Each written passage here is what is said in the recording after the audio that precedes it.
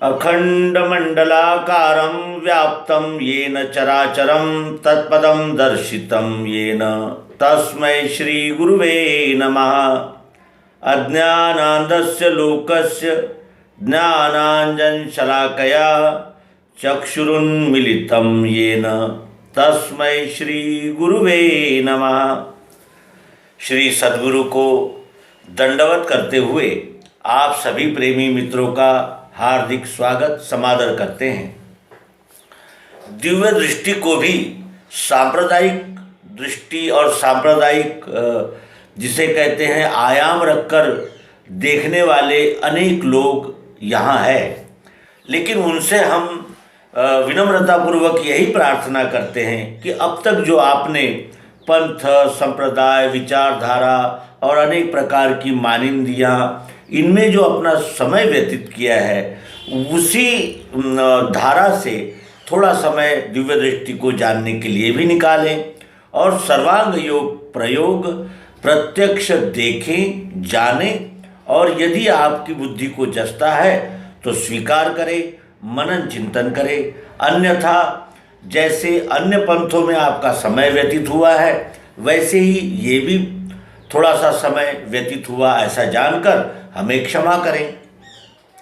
लोगों का ऐसा है कि लोग केवल शब्दों में ही समाधान ढूंढते हैं, लेकिन अगर शब्दों में समाधान हो जाता तो अर्जुन ने ये नहीं कहना था कि मैं क्या करूं और मैं धर्म भूल गया हूं और अज्ञान ने मुझे आवृत्त कर दिया है, क्योंकि वो हम सबसे ज़्यादा जानता था। किताबी बातें जानने से मनुष्य का समाधान नहीं होता। जब तक उसकी बुद्धि का समाधान नहीं होता, उसके संशय भ्रम बने ही रहते हैं। और बुद्धि भी 3 प्रकार की होती है, सात्विक, राजस और तामस। जैसी जिसकी बुद्धि होगी वैसा ही उसका आकलन होगा, और जैसा आकलन होगा वैसी उसकी धारणा होगी, जैसी धारणा होगी वैसा उसका यानी मार्गक्रमण होगा। तो इसमें हमारी ही बुद्धि पर हमें विश्वास करना होगा। और इसीलिए श्री मायानंद जी चैतन्य अपने सर्वांग योग ग्रंथ में कहते हैं कि अपनी आँखों से देखो, अपनी बुद्धि से देखो, अपने मन से जांचो। इसकी उसकी बातों पर विश्वास करके जो हमने अपना कालापव्यय और इस सुंदर से नर्तन का जो यानी अपव्यय किया है वो नहीं होना चाहिए। इसीलिए सभी मतों, पंथों, संप्रदायों का सार सद्गुरु भगवान ने एक छोटी सी युक्ति मिला दिया, और युक्ति से ही मुक्ति अवश्य होती है। प्रस्तुत अंक नर और नारायण, ये क्या है? नर कौन है, नारायण कौन है, नर का नारायण से क्या संबंध है, नर नारायण कैसे बनता है, इस विषय में श्री मायानंद जी चैतन्य इन्होंने जो स्फुट विचार प्रस्तुत किए हैं उसका संकलन बुद्ध सूक्त से हमने यहाँ आपके लिए लाए हैं। और आइए देखें, नर और नारायण, नर से ही नारायण बनता है। मुमुक्षत्व रख के आत्म प्राप्ति में प्रियत्व करने वाला और दूसरों के दोष न देखने वाला, गुण ग्रहण करने वाला नर है।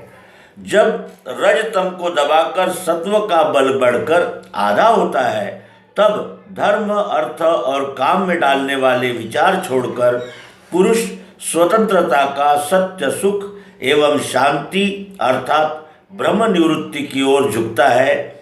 उसे नर संज्ञा प्राप्त होती है। नर के पास शुद्ध भाव युक्त व्यष्टि रहती है। नर की भाषा अर्थात नर भाव का शब्द, लक्ष्य, विचार मनुष्यों को नहीं समझता, और मनुष्यों की भाषा पशु नहीं समझ सकते। रोचक भयानक सिद्धियां प्राप्त होने के हेतु नरदेह नहीं निर्माण हुआ है, अपितु स्वरूप प्राप्त के लिए है।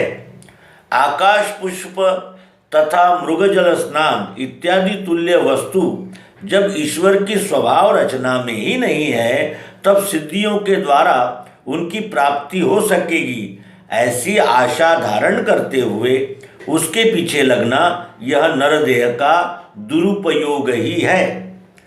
अवतारी पुरुष से उपदेश ग्रहण करना नर का कार्य है, तो वस्तु के साथ ही उसकी ग्रहण शक्ति भी एवं अधिकार देना यह नारायण का कार्य है। अवतारी पुरुष से उपदेश करना यह नर का कार्य है, तो वस्तु के साथ ही उसकी ग्रहण शक्ति भी एवं अधिकार देना यह नारायण का कार्य है। मनुष्य नर की करनी करने से नर का नारायण होता है, पशु का कर्म करने से मनुष्य नर का नारायण नहीं होता। मनुष्य नर की करनी करने से नर का नारायण होता है, पशु का कर्म करने से मनुष्य नर का नारायण नहीं होता। षड्भाग धारण करने वाला नरोत्तम अर्थात नारायण है। पशुरूप मानवी जीव को लोक सेवा नहीं सदती। मनुष्य को यदि सद जाए तो वह नर कोटि में जाता है और स्वस्थिति अचल होने से नर का नारायण होता है। मनुष्य योनि को लज्जित करने वाले प्रवाह पतित जनों का यह शास्त्र विधि मृत्सुज्य वर्तते कामकारतः ध्येय अर्थात उद्देश्य छोड़कर सत सिद्धांतानुसारी नियम से तस्मात् शास्त्रम प्रमाणन्ते, यह गीता के 16वें अध्याय के 24वें श्लोक के अनुसार यह सिद्धांत धारण करके व्यवहार करने से नर का नारायण हो जाएगा। दिव्य चक्षु की धारणा का फल मद्भावायोपपद्यते इत्यादि रूप से नर का नारायण होना है। सात्विक श्रद्धायुक्त धारणा द्वारा दिव्य दृष्टि प्राप्त कर लेने से कर्म, उपासना, वैराग्य, ज्ञान और भक्ति आदि का फल यानी मनुष्य शरीर का मुख्य कर्तव्य अर्थात नर से नारायण होना प्राप्त होता है। श्री कृष्ण जी ने विभूति रूप से पैदा होकर नारायण बनने के लिए कर्म किए थे, जिससे वे नर से नारायण हुए। परंतु जो नर एवं सामान्य पुरुषों में विभूति नहीं है, वे करनी करने पर भी नारायण नहीं हो सकते। उन्हें चाहिए कि प्रथम विभूति के कर्मों का आचरण करके नर अर्थात मनुष्यों में विभूति बने, अनंतर नर के कर्मों का आचरण करके वे नारायण अर्थात नरों में श्रेष्ठ विभूति बन सकेंगे। विभूति रूप से पैदा होने के प्रथम श्री कृष्ण जी के विभूति बनने के हेतु अनेक जन्म हुए थे। श्री कृष्ण जी के बहुनी में व्यतीतानि गीता के 4 अध्याय का 5वां श्लोक कहने का यही रहस्य है। नर नारायण ग्रंथ का अवश्य मनन करना, इंसाफ प्रत्यक्ष होगा। सामान्य मनुष्यों में से जो तत्ववेत्ता बनते अर्थात होते हैं वे नर है, और सहस्त्रशाह नरों में से कोई एक पुरुष विभूति रूप के कर्म करके नर का नारायण होता है, अर्थात सब नारायण नहीं हो सकते। व्यष्टि रूप अहम भाव मनुष्य है, समष्टि भाव नर है, दोनों का लय नारायण है। पुरुषोत्तम परमात्मा सर्वरूप है।